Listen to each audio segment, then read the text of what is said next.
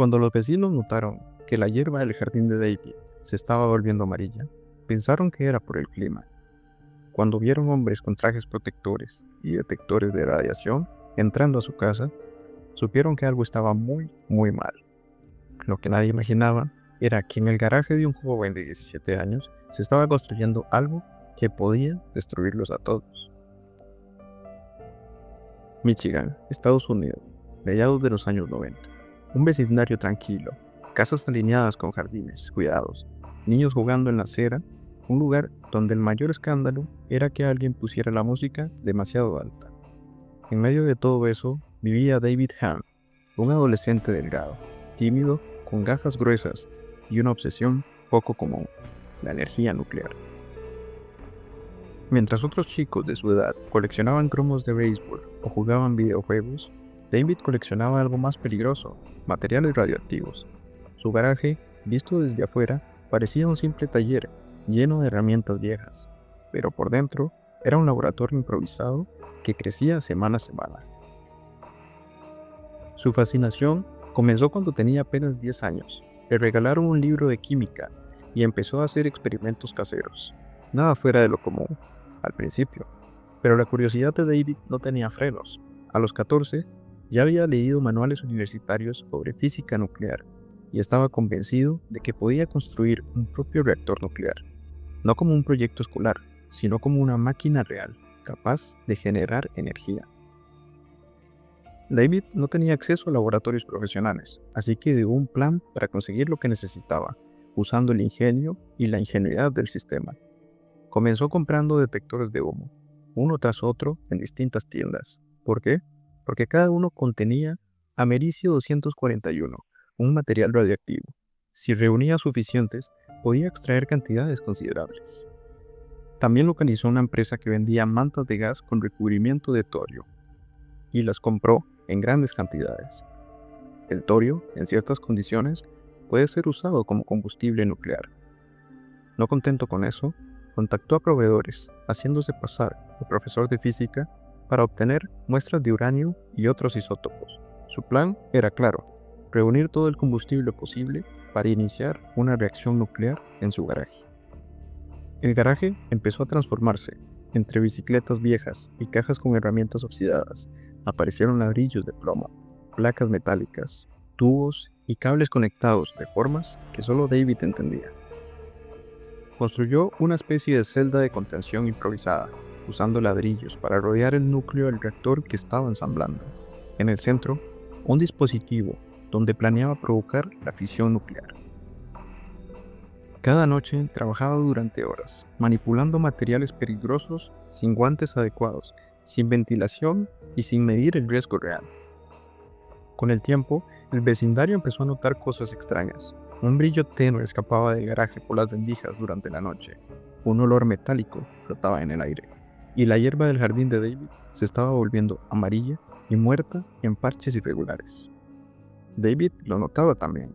El contador Geiger, que había conseguido por correo electrónico, empezaba a marcar cifras alarmantes y, lejos de asustarlo, lo motivaba. El objetivo de David no era construir una bomba, sino un reactor preproductor, capaz de generar más combustible del que consumía.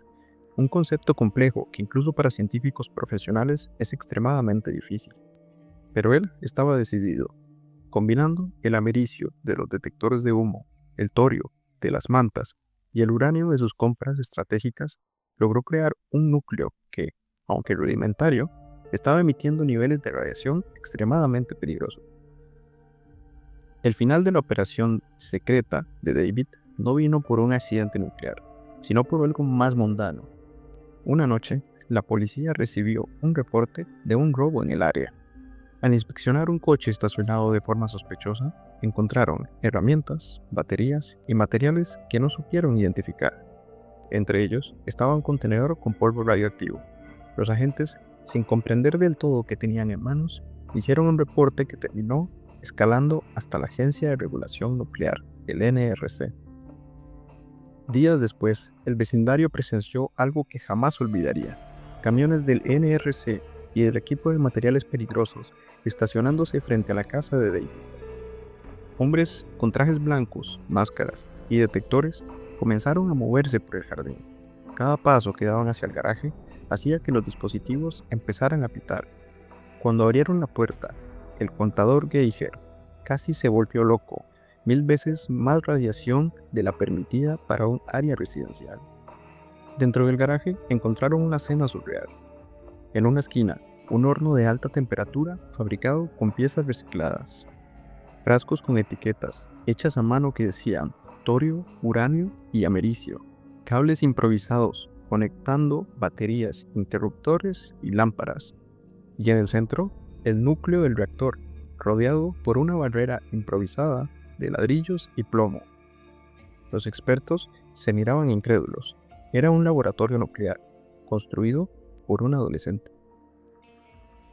Las pruebas revelaron que David había logrado acercarse peligrosamente a una reacción de fisión sostenida. No era suficiente para generar electricidad, pero sí para emitir radiación que podía causar daños severos. El riesgo no estaba solo en el garaje. El auto de David estaba contaminado. Partes de la casa tenían niveles detectables de radiación, y el jardín mostraba trazas que explicaban por qué las plantas parecían quemadas desde adentro. El NRC sabía que una evacuación masiva levantaría pánico. En lugar de eso, montaron un operativo silencioso. Sellaron el garaje con lonas plásticas y cintas de advertencia radioactiva. Embalaron cada pieza del laboratorio en contenedores especiales. Trasladaron todo a un depósito de desechos nucleares en Utah. Los vecinos solo vieron camiones cargando cosas y hombres sudando bajo trajes pesados, pero nunca recibieron un informe completo de lo que realmente había pasado. Aunque el caso parecía digno de prisión, David no fue arrestado. Tenía 17 años y las autoridades decidieron tratarlo como un joven imprudente, no como un criminal. Aún así, su nombre quedó archivado en los reportes del NRC y el FBI, y su historia empezó a circular en conferencias de seguridad nuclear como un ejemplo inquietante. Un adolescente, sin recursos ni contactos, había conseguido montar un reactor en su garaje. Lo que nadie esperaba era que, lejos de asustarlo, todo aquello sería solo un capítulo más en su vida, porque la obsesión de David con la energía nuclear nunca se apagó. Tras el operativo, la vida de David cambió, al menos en apariencia. El garaje quedó vacío, sellado y con el pasto todavía mostrando las cicatrices amarillentas de la radiación. Los vecinos lo miraban con una mezcla de curiosidad y temor, como si en cualquier momento pudiera volver a intentarlo. Su madre, incrédula ante lo ocurrido, confesó más tarde que nunca imaginó que los experimentos de su hijo fueran tan peligrosos. Pensaba que solo estaban jugando a ser científico. Poco después de graduarse, David se enlistó en la Marina de los Estados Unidos. Quizá buscaba un propósito, quizá escapar de la atención mediática. Allí trabajó en buques, aprendiendo sobre sistemas mecánicos y eléctricos. Pero su fascinación por lo nuclear no desapareció. Más tarde, también sirvió en el ejército, donde compañeros recuerdan que siempre hablaba de física y energía atómica, como si aún tuviera un proyecto secreto en mente. Aunque trató de encauzar su vida, David nunca dejó de investigar por su cuenta.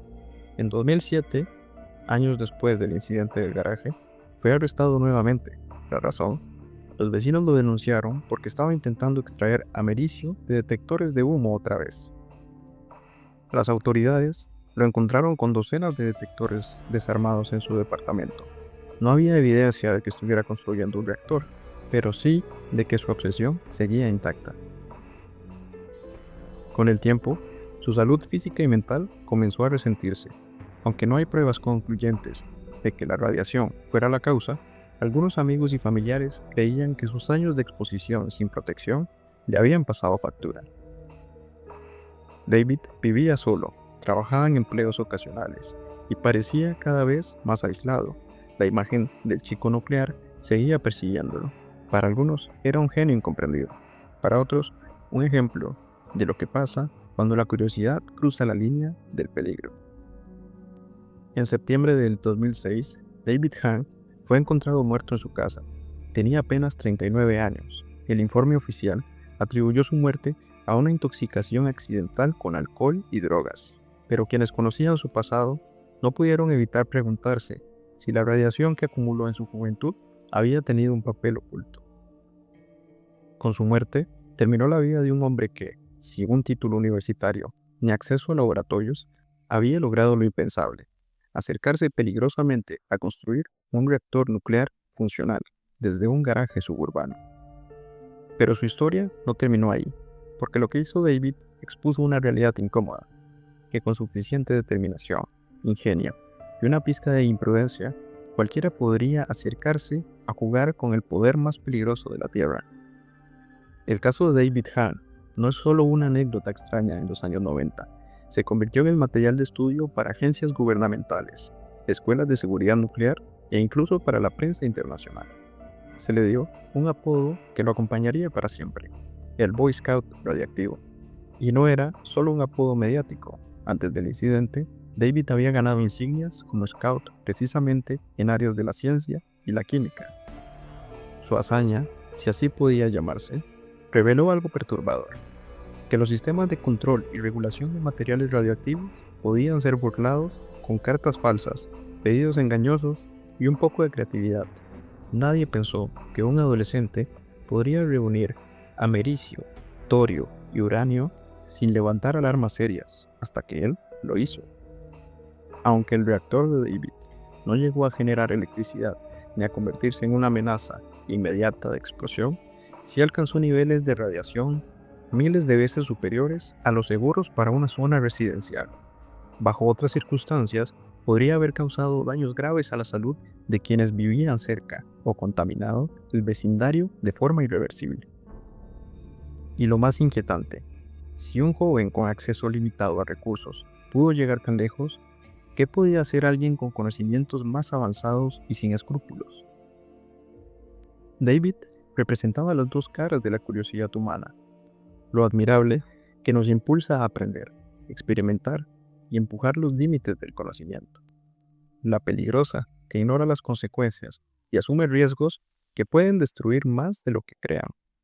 Su historia es una advertencia, pero también un recordatorio del poder del ingenio individual, porque lo que él hizo no lo aprendió en una universidad ni en un laboratorio, lo aprendió en su habitación, leyendo libros viejos y pensando en cómo mejorar un diseño que había visto en una revista.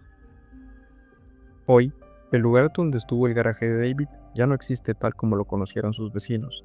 El pasto volvió a crecer, las casas volvieron a verse tranquilas, pero la historia sigue viva. Su nombre, sus experimentos y las fotos del día que llegaron los trajes blancos quedaron como un recordatorio de que la ciencia sin control no es progreso, es peligro. David Hahn no construyó una bomba, pero sí encendió una alarma. Demostró que a veces el peligro no está en las grandes potencias ni en los laboratorios secretos, sino en un garaje cualquiera, detrás de una puerta oxidada, en manos de alguien con más curiosidad que miedo, y eso debería preocuparnos más de lo que creemos.